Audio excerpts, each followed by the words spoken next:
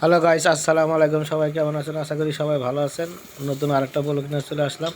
দেখতে পাচ্ছেন এখানে মুসুরির ডাল, চিংড়ি মাছের দিয়ে আদা রসুন গুঁড়ামরিচ এগুলা দিয়ে ডালের বড়া হবে, পাতাকপি এগুলো সব মিশিয়ে বড়া বানানো হবে।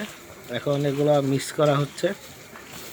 মিক্স করার পরে গরম তেলে ছাড়া হবে। আমি লাস্টেরটা খেয়েছিলাম, অনেক স্বাদ, একবার অ্যাকুরেট হয়েছে।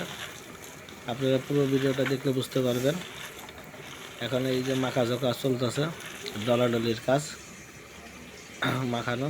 এই যে তেলে ছাড়া হইল, তেলে ছাড়া হওয়ার পরে বড়া বানানো প্রস্তুতি চলতেছে।